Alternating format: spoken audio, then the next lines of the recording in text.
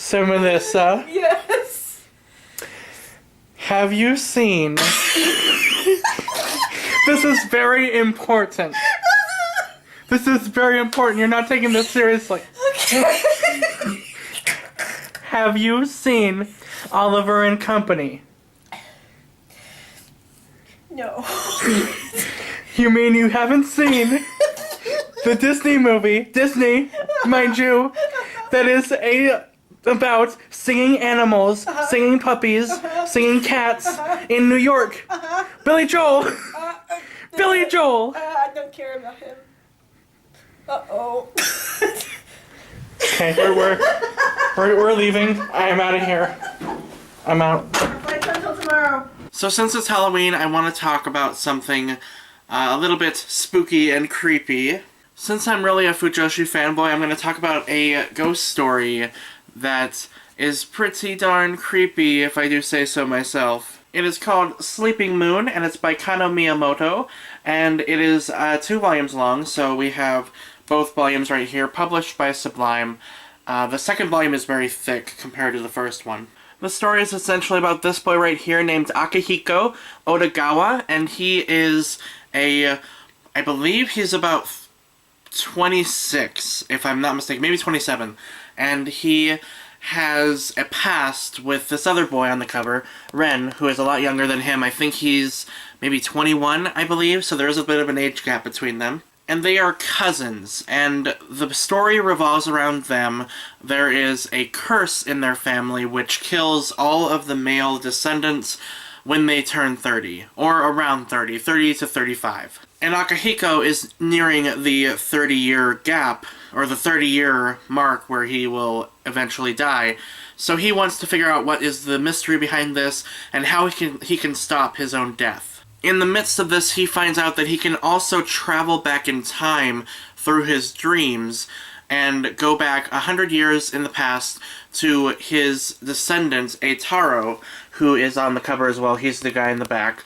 And he finds out a lot about the mystery of his curse through going back in time.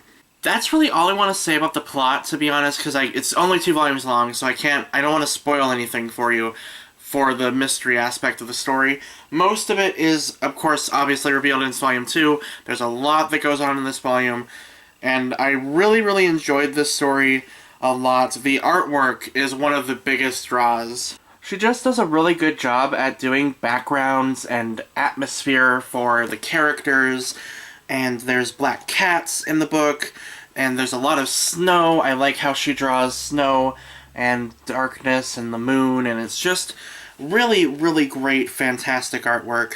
This story is rated M for mature audiences. However, all of the, sexual stuff is only in Volume 2. There is really nothing in Volume 1, which is what was really confusing to me because it was rated M and I was expecting a lot of, sexy times. But it's really based around this story, and it's very character-driven, and I really liked it for that reason. My only real complaint about the story is the fact that it kind of ends a little abruptly, and the mangaka eventually does say that she wants to continue the story.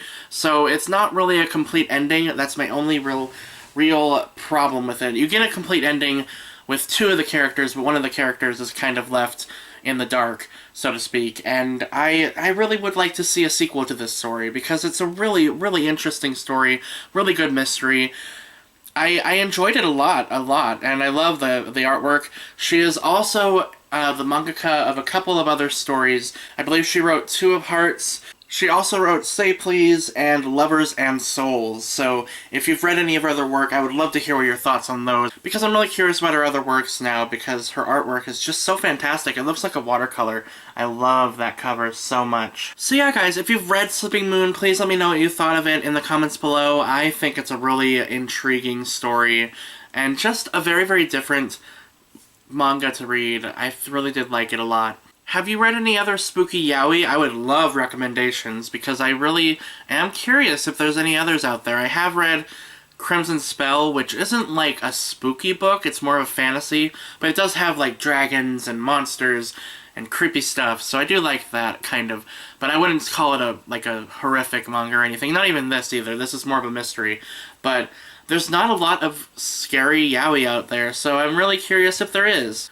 Other manga recommendations I have for you if you are looking for something more gothic, I would recommend Devils and Realists. That's a really good one. I need to read more of that series. I only read the first 3 volumes of that. And then also Black Butler, of course. I would highly recommend that one. That one's really, really eerie and just supernatural, and I love it. And there's demons and cults and just really, really cool stuff. And I will see you guys next time. Stay sexy.